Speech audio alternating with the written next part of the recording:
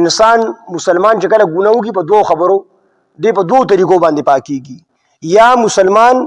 ګناهونه کړي وي یا کافر کفر کړي د کفر نه توبه وباسي مسلمانۍ ته راشي یا مسلمان ګناهونه کړي واړه ګناهونه کړي غټ ګناهونه کړي نو توبه وباسي الله پاک خو هغه ګناهونه چې دغه څه کفاره نه وي یا په توبه معاف کیږي التائب من الذنب كمن لا ذنب له حدیث کې راځي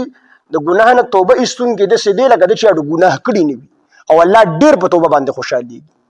حدیث کې راځي چې الله په دومره خوشاليږي یو مثال ورکی حدیث پاک کې چې یو کس یو دغه په ځنګل کې رواني او په اس باندې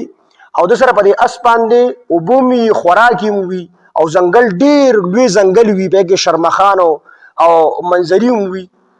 او د یو ټیم د پاره ډیر ستړي شي وي دی ونه لاندې دمکی ځان ته اس ودري او چې سترګې پټي کی او د شي خوب ولا وشي چې کله د خوب نه ډیر اویخ شي وګورو نه غاسته تختیدلی نو ډیر زیات چې کم دی غاس پسې وګرځي هغه اس اونمو ځکه د وبم په غاس باندې پرتی دی خوراک هم پروت دی وګي شوی هم دی تګي شوی هم دی اسلحه سره هم نشته دی او لار ډیر وګدار ځنګل نه دی پیاده وتی نشي نو د اخره کې ډیر چې ستړي شي راشي دغه ونه نه لاندې خپې وغوځي او ودشي او دی ویجه کو په خوب کې راندا سووت دا ډیره بهتري چې پاسانه رانه سووزي نو د خپل مرګ په انتظار وي نو دی ودشي چې کله سترګې وغړي نو هغه اس چې کم دی د مخې ته ولاړي نو دی هغه اس چې کم دی را اونیسي او دی وی چې یا الله پاکا ته مې بنده یې زه د خدای ما د ډېرې خوشحالۍ نه خوله ته خطا شي یا الله پاکا ته مې بنده یې زه د خدای ما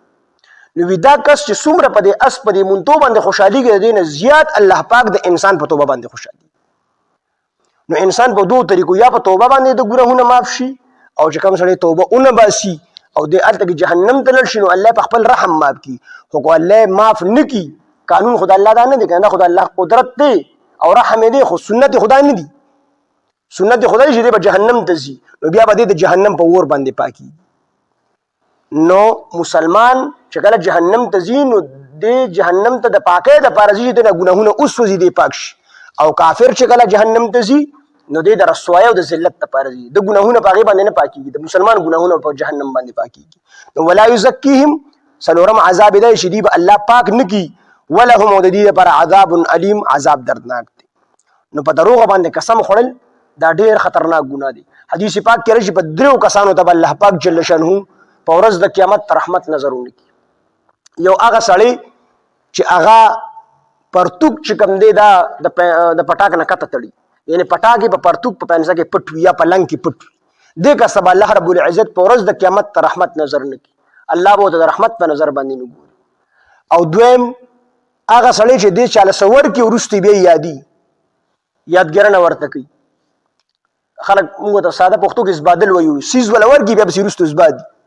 دې کا سبا الله رب العزت په ورځ د قیامت ته رحمت نظر نکي او دریم هغه کس چې هغه په دروغ باندې قسم شیطان یو پیره او چاولی دو تاسو ته کو ورته وی زستا په شانته کې کوم عمل راته وخایا هغه ورته وی زما په شانته ولې کې بس وی زما سره غواړي هغه دوه کارونه کوي یو مونږ کی سستی کوي او په دروغ باندې قسمونه خوري اکاس وته پاغه ځای کې قسم خوري زما د په الله قسم وی چې نه با تر مرګ پورې قسم خورم او نو به مونږ کی سستی وکم شیطان ورته قسم خوري زما د په الله قسم وی چې کوم چاته بیا نصیحت نو دا ډیر خطرناک ګناه دی په دروغ باندې قسم خورل په دروغ هم ګناه دی اسم قسم نه دی خورل پکا